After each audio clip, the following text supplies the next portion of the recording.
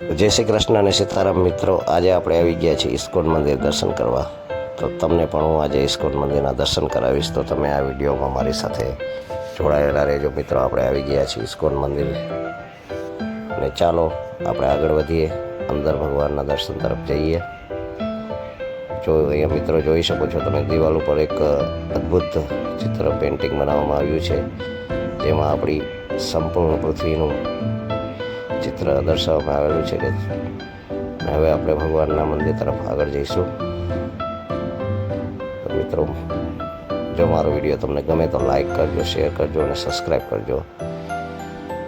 અને અમારા આવા ભક્તિભાવના વિડીયો જોવા માટે અમારી ચેનલમાં સાથે જોડાયેલા રહેજો. જો મિત્રો, અહીંયા આપણે શીલ પ્રભુપાદના દર્શન કરીએ, ત્યારબાદ આપણે ભગવાનના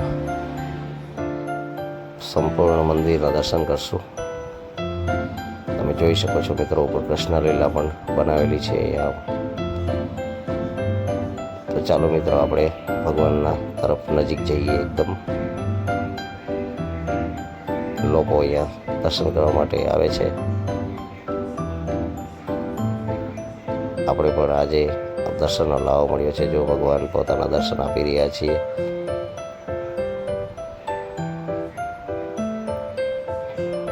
હરે કૃષ્ણ કૃષ્ણ કૃષ્ણ હરે હરે, હરે રામ રામ રામ હરે હરે.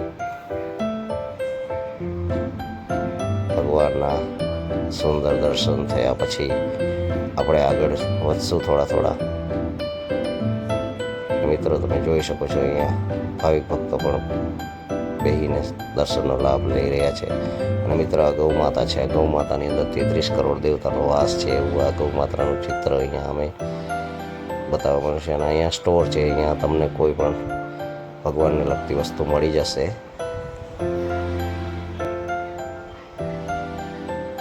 એકવાર આ મંદિરનું દર્શન કરવા માટે અચૂક પધારશો. અને તમે જો આ મંદિરમાં આવેલા હોય તો આ મંદિર ક્યાંનું છે તે કોમેન્ટ કરીને જણાવશો, જેને પણ ખબર હોય તે.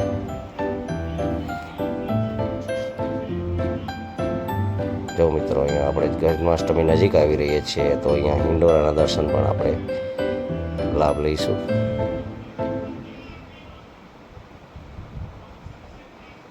આજના વ્લોગમાં બસ આટલું જ. ફરી નવા વ્લોગ સાથે પાછા મળશું. ત્યાં સુધી સર્વને જય શ્રી કૃષ્ણ, જય શ્રી રામ.